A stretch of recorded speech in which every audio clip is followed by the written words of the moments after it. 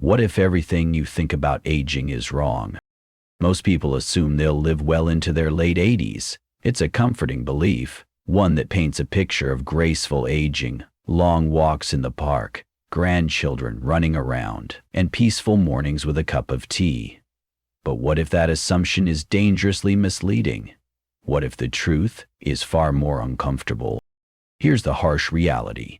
Many people never make it past 82, and it's not because of a catastrophic illness or a sudden accident.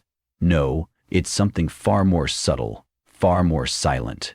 It's the small daily habits, the warning signs we dismiss, and the mental patterns we don't even realize are there. These are the real threats, the slow erosion of strength, clarity, and willpower. They don't scream, they whisper, until one day you realize they've taken everything. If you're over 60, this isn't just another well-meaning message. This is a wake-up call. Because what you do, or don't do, over the next 12 months will decide something important. Will you fade quietly into decline, or will you finish strong? This moment right here is the tipping point. And if you stick around to the end, you'll hear the final, uncomfortable truth, the one few people ever say aloud. It begins with a simple observation. They stop moving.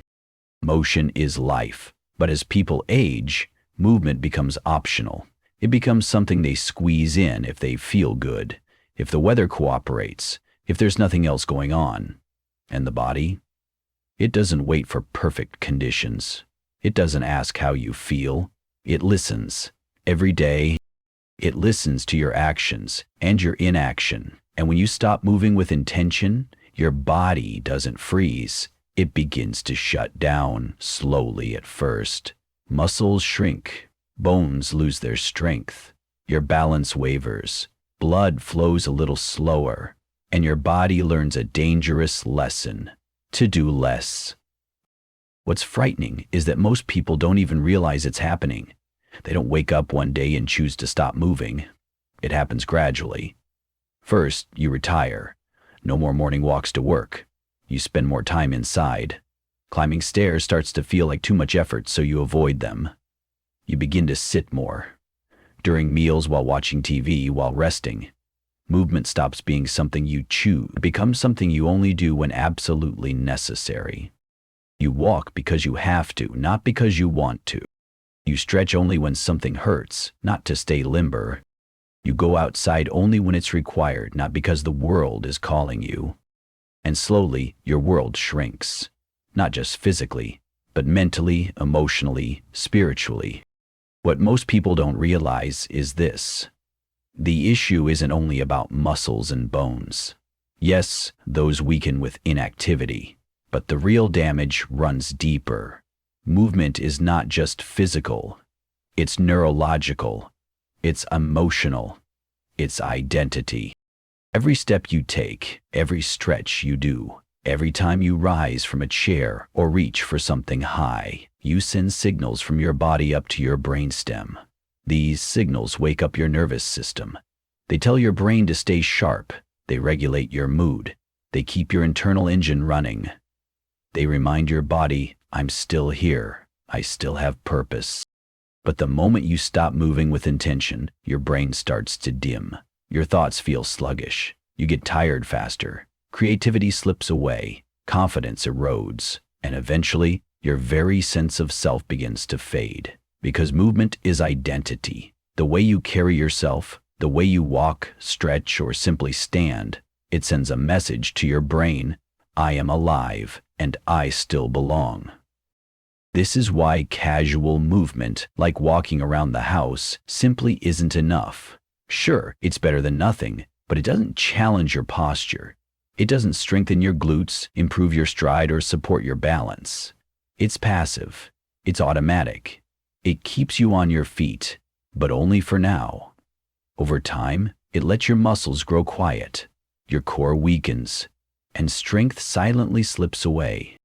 What your body truly needs is purposeful movement, motion that requires presence, effort, and control.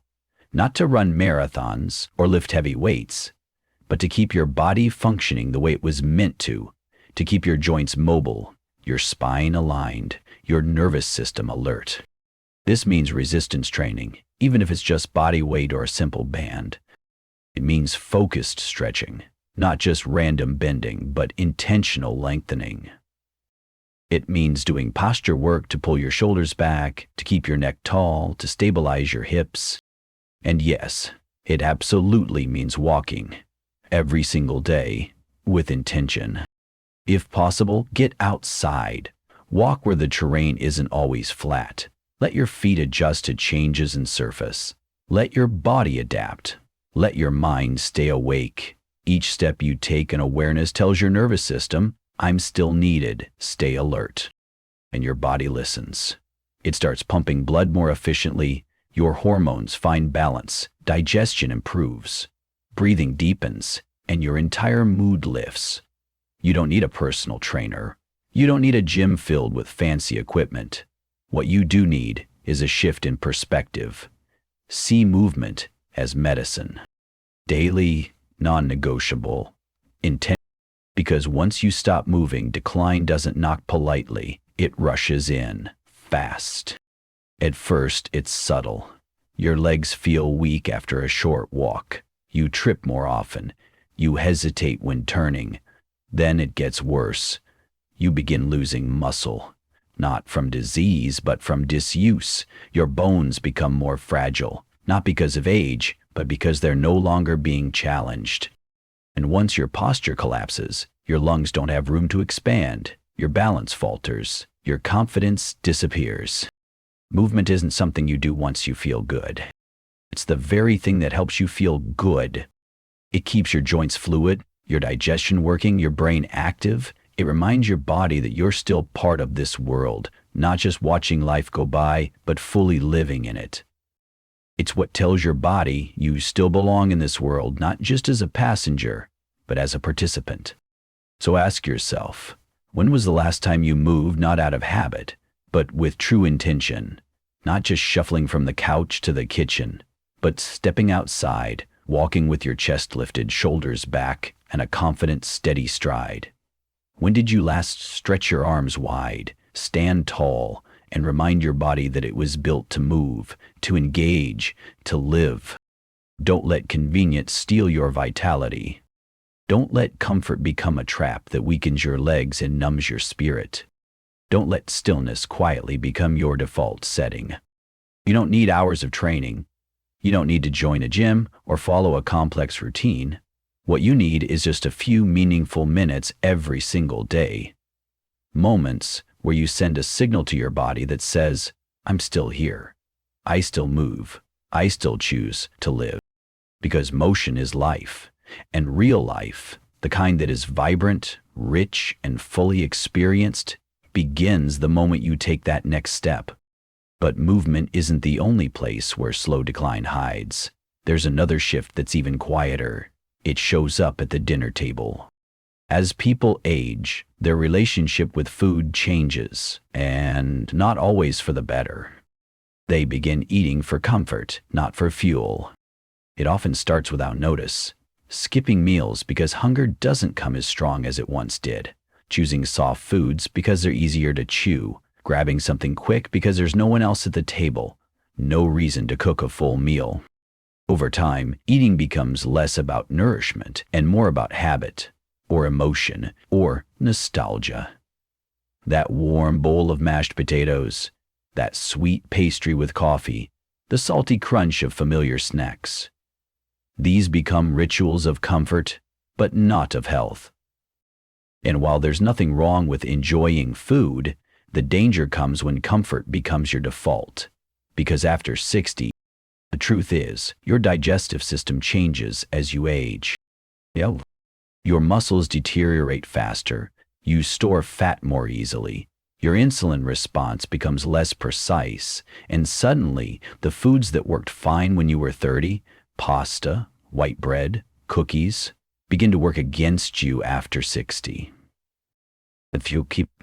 And yet many older adults build their meals around familiarity. White bread, and here's the that midday crash after a heavy lunch. is not jai. You are not what you eat. You are can absorb. And if your cells are, when you eat for, and that's the quiet shift no one talks about. Tagi and decaying. It means choosing, functio. Start by building your meals around protein. Lean meats. Include fiber-rich foods in. Cut back on no. And drink water, not soda. Eating well isn't about strict diets or punishing rules. It's not about saying no to pleasure. It's about saying yes to respect. Respecting your body at this stage of life means tuning into what it actually needs, not just what feels easy. It's about honoring your future self by giving it strength today. You don't need to become a nutritionist or follow some flawless diet plan. What you do need is honesty. Ask yourself, am I feeding my body or am I numbing it? Are you eating to stay sharp, mobile, and energized? Or are you just passing time, easing stress, or avoiding the hassle of cooking? These aren't just small questions, they're life-shaping ones. Because even a single change, done with intention, can shift everything. It could be something as simple as replacing your morning cereal with a couple of eggs and a piece of fruit, swapping out soda for water with a slice of lemon, adding a handful of greens to your dinner plate, skipping dessert a few nights a week. These aren't sacrifices. They're signals. Signals to your body that say, I still care, I'm still here, I still want to live well. And your body, always listening, will respond with clearer thinking, better sleep, brighter moods, and steadier energy. You don't need perfect meals, but you do need purposeful ones. Because after 60, food is no longer just about flavor or fun. It's your medicine. It's your momentum. It's your message to your cells, to your brain, to your future, that you're not fading, you're just getting started. And yet, even if you eat right and move well, there's another piece that often gets overlooked, something just as vital as nutrition or exercise: connection. As people grow older, they often shrink their social world. They stop reaching out, they stop showing up, they stop letting others in. Not because they mean to, it just happens, quietly, gradually. But connection is not a luxury. It's not just something nice to have when it's convenient. For the aging body and brain, connection is medicine. It's what keeps your nervous system regulated. It sharpens your mind, steadies your heart, and keeps your spirit alive.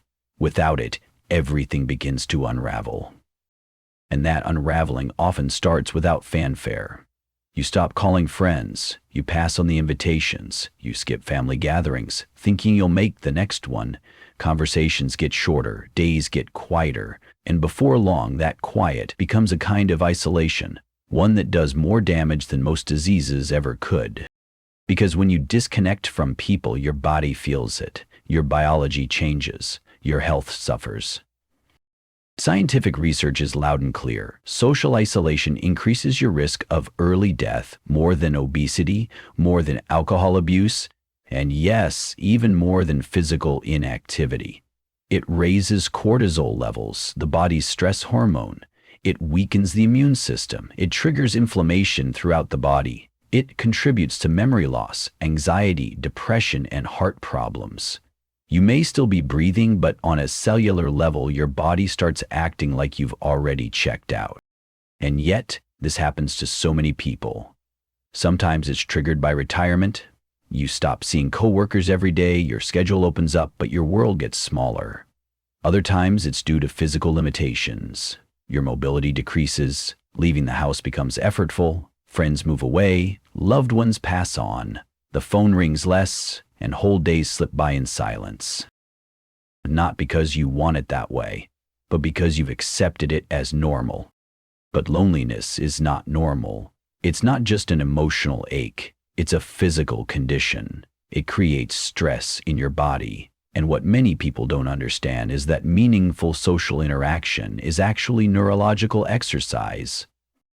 Every real conversation is a workout for the brain. You process language, you recall memories, you read facial expressions, you respond with emotion, you adjust to the rhythm of the interaction. Your brain lights up on multiple levels. It stays alive. Laughter boosts dopamine. Listening sharpens empathy. Even something as simple as a hug or a hand on the shoulder can lower blood pressure and calm the heart. These aren't trivial things. They are your body's hidden regulators, the subtle forces that keep you feeling like you still belong. And when those connections disappear, your body and mind start to pull back from life itself. That's why simply being around people isn't enough. You need real interaction. The kind that reminds you that you are seen, that you matter, that you're still part of something. It could be a phone call, a shared coffee, a short walk with a neighbor, volunteering once a week, or joining a group, even a small one. These are not luxuries, they are non-negotiables, because when you are seen, heard, and needed, something remarkable happens. Your biology shifts. You stand taller, you think more clearly, you feel more alive. Your cells remember how to live again. On the other hand, when you stop reaching out, and even more dangerously, when you stop letting others in, the decline accelerates faster than most people expect. It begins as a bit of forgetfulness. Then your sleep suffers, your motivation slips. You stop caring how you look, how you move, what you eat. You begin to fade, not because your body fails, but because your connection to life fades first. It's not the heart that shuts down first, it's the will to connect. And yes, the world feels different now, faster, colder, more digital. People scroll instead of speak. Everything around you might feel louder these days, faster, noisier, more digital than ever. People rush, devices beep, and attention is stretched thin. But that's exactly why you must stay in it. Not to keep up with trends or master every new app, not to fit into every fast-moving conversation, but simply to stay human. Stay present. Be the one who starts the conversation, even if it feels uncomfortable at first. Pick up the phone and call your children, even if the last call felt short. Message your old friends, even if it's been years. Invite someone over for tea, join that community group, start a weekly game night. Say yes to a local event, even if you're not sure you'll know anyone there. Because the longer you stay engaged, the longer your body stays responsive. This isn't just about social niceties. It's about your brain, your immune system, your emotional resilience. And let's be honest, staying engaged takes courage. It's far easier to withdraw. It's tempting to say no thanks and stay home, where things feel safer, quieter, more predictable.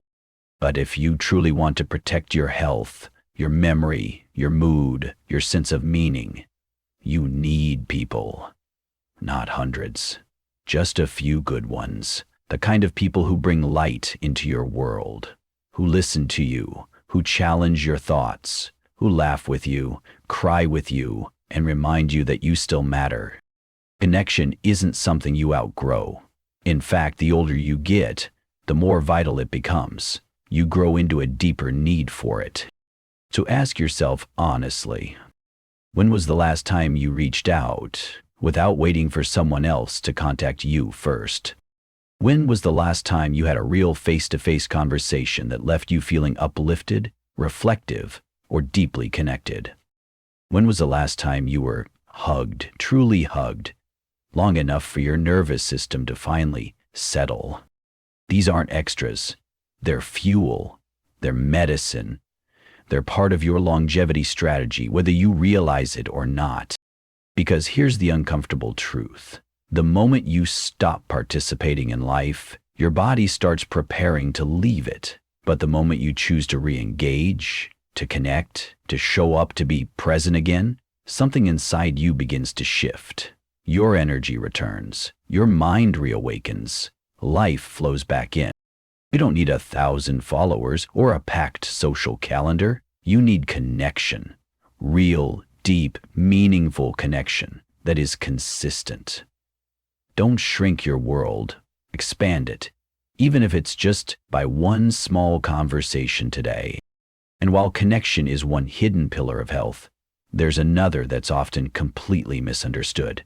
one that people dismiss too easily, one that quietly affects everything else. Sleep. One of the most dangerous myths about aging is the belief that poor sleep is just part of getting older, that after 60 or 70 it's normal to toss and turn, wake up every couple of hours, or rise before the sun with heavy eyes. That broken sleep is just something you learn to live with. But that's not just false, it's harmful. Poor sleep isn't a harmless inconvenience, it's a red flag, a signal that something deeper is off. When you're not sleeping well, your brain, your hormones, your immune system, and your healing processes are struggling. And if you ignore those signals, the damage doesn't stop. It compounds, night after night.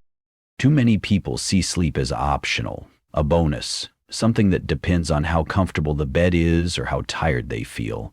But sleep isn't just rest, it's recovery. It's when the brain detoxifies, when hormones reset, when memories are locked in place, when the immune system rebuilds, when your body decides whether to repair or decline. So if you find yourself waking up every 2 hours, relying on sleeping pills to drift off, or starting every morning feeling groggy and heavy, you're not just a little tired, you're aging faster.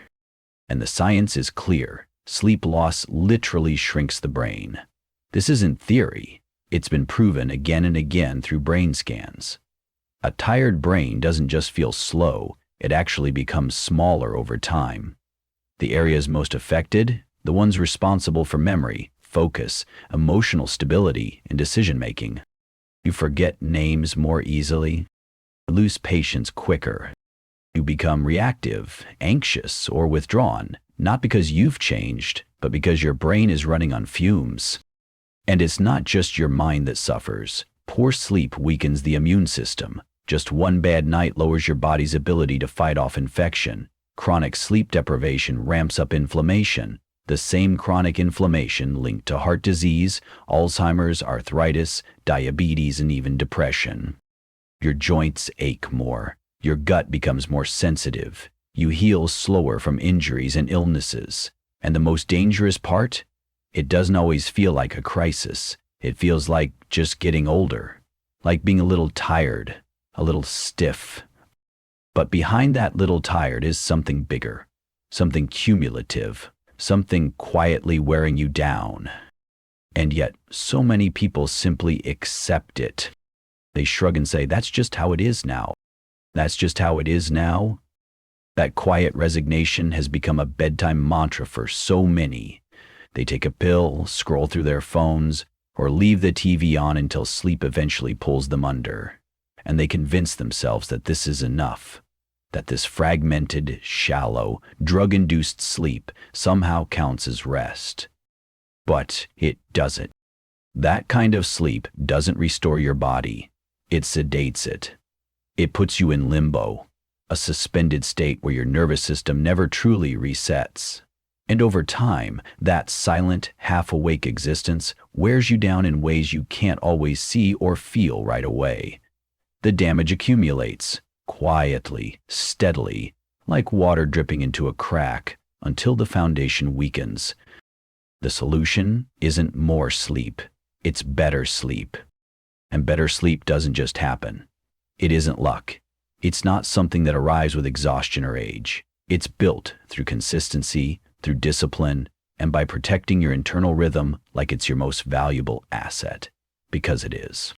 Your circadian rhythm, your body's natural clock, is your health's timekeeper, and when you disrupt it, everything begins to fall out of sync. So what does protecting that rhythm look like? It starts with light. Your body takes cues from brightness. When you flood your environment with artificial light late into the evening, overhead lights, phone screens, television glare, you trick your brain into thinking it's still daytime. Melatonin, your sleep hormone, is delayed. Deep sleep becomes shorter, less restorative. The fix? Begin dimming your lights after sunset. Allow your home to grow darker gradually. Avoid screens at least 2 hours before bed. Let your body feel the shift from day into night. And then there's temperature. Your core body temperature needs to drop by about 1 to 2 degrees Fahrenheit or around 1 degree Celsius to enter deep sleep. If your bedroom is too warm, it prevents this cooling process. A cooler environment, ideally around 65 DEGF or 18 DEC, can significantly improve your time spent in restorative sleep stages. If you're waking up sweaty, tossing, or restless, temperature might be the silent saboteur. Supplements can also support better rest, but not sleeping pills, which often force unconsciousness without healing. Natural calming aids like magnesium glycinate or L-theanine help your body relax without knocking it out. Pair this with simple breath work, slow, deep, intentional breathing before bed. This activates your parasympathetic nervous system, the part that tells your body, you're safe, it's time to let go. But most importantly, treat sleep with the respect it deserves. You wouldn't skip meals every day and expect your body to stay strong. So why do we skip deep, healing sleep and expect our minds and bodies to function at their best? Sleep isn't a chore, it's a sacred ritual, a chance to unplug, to unwind, to allow your body to heal. If sleep is a struggle for you, don't ignore it. Track it. Take it seriously. Consider a sleep study. Rule out conditions like sleep apnea. Look at your bedroom environment. Build a simple evening ritual. Treat your bedtime like something to look forward to, not something to fight against. Because when you sleep well, everything improves. Your memory sharpens, your energy rises, your immune system strengthens, your mood stabilizes, your resilience returns. You don't need perfect sleep, but you do need intentional sleep. And no, you're not too old to improve it. You're not too far gone, your body still wants to heal, your brain still wants to repair. But it can't do that if you're sabotaging your rhythm night after night. Don't let poor sleep feel normal. Don't let fatigue become your baseline. Choose rest that restores, not just rest that gets you through the night. Because the longer you sleep poorly, the shorter your life becomes. And now we come to the final, and perhaps the hardest, truth of all.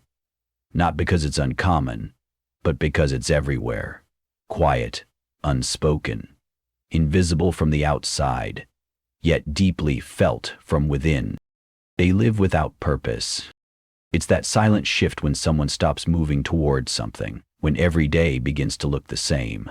When there's nothing left to build, to nurture, to protect, or to grow. It's not the loss of time, it's the loss of meaning.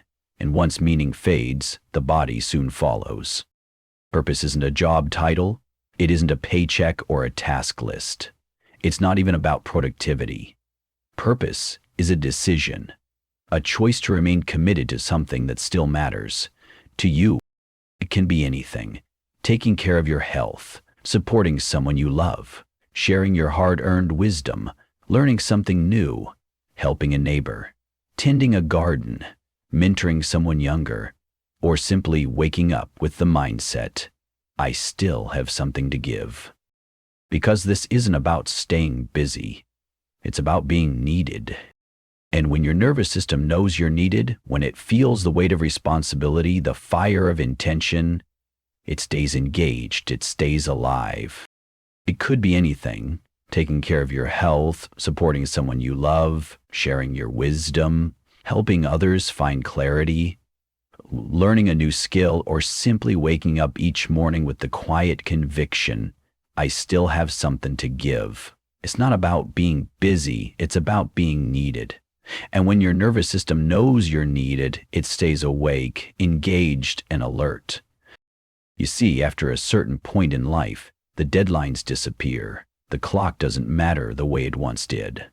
And at first, that can feel like peace, a long exhale after decades of rushing. But too much stillness? That's not peace. It's decline in disguise. The body starts to let go. Muscles lose tone. Posture collapses. Appetite dulls. Sleep becomes lighter. Hormones drop. Brainwaves flatten. And the soul, the part of you that once burned bright with focus and direction, begins to fade. Not vanish, just dim. You can see it in the way someone moves, in their eyes, in their voice. People who once walked tall begin to stoop. Those who once looked ahead start gazing only at the ground. Their voices soften, their choices narrow, their steps grow smaller, slower. It's not just aging. It's what happens when a person no longer feels called to show up. When there's no reason to push forward, when no one is counting on them, when there's nothing new to wake up for, the body starts to pull back. And here's the hard truth. Without purpose, the human system begins preparing to exit, not all at once, but gradually, quietly. The immune system softens. The brain lets go of memory because it no longer feels important. Vision blurs. The spine compresses. Blood flow slows. These are not merely the side effects of time. They're the side effects of disconnection from meaning.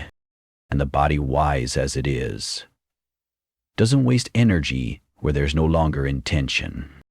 But here's the good news. Purpose can return at any age, for any person. You don't need a stage or a spotlight.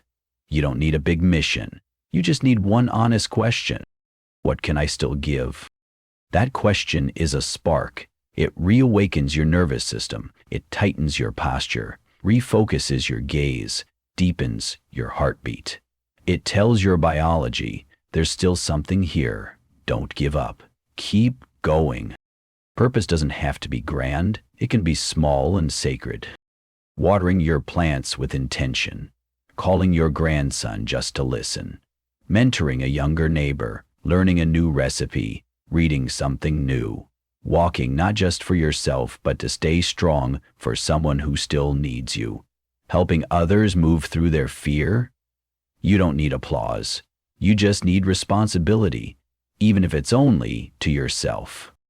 Because once you take ownership of your life again, once you decide that life is still in session, everything begins to change. You eat better, you sleep deeper, your thoughts become clearer. Why? Because the body follows the mind, and the mind follows purpose. When you tell yourself, I'm not done, your cells hear you. Your brain adapts, your nervous system tunes in, you stop drifting, you begin moving forward, maybe slowly, but surely. Don't let the world convince you that your best years are behind you. Don't buy into the lie that retirement means releasing meaning. You don't retire from being needed. You don't retire from leading your own life. You don't retire from caring. So don't live passively. Don't drift. And whatever you do, don't treat life like a waiting room. The clock hasn't stopped, it's still ticking. But the real question is, are you still showing up? Purpose won't knock on your door, you create it, with your choices, your focus, your will. So choose something worth waking up for. Because the moment you live without purpose, your body begins to wonder why it's still here. And the moment you live with purpose again, it remembers, and it begins rebuilding your life from the inside out. You don't need a grand mission, but you do need a reason. A garden, a grandchild, a journal, a neighbor, a cause. Anything that reminds you, I matter. Final wisdom? Most people don't die because they're old. They die because they've stopped participating in life. So don't wait for decline to remind you to live. Live now. With movement, with fuel, with connection, with rest, and most importantly, with purpose. Because the finish line is never guaranteed. But how you run your last laps, that's still entirely up to you. And if this message stirred something in you, if it reminded you of your strength, your worth, your ability to live with power and grace, then I invite you to subscribe to this channel. Here, we explore truth, purpose, resilience, and how to live fully, no matter your age. Don't just watch. Be part of this. Because you're not done. You're just getting started.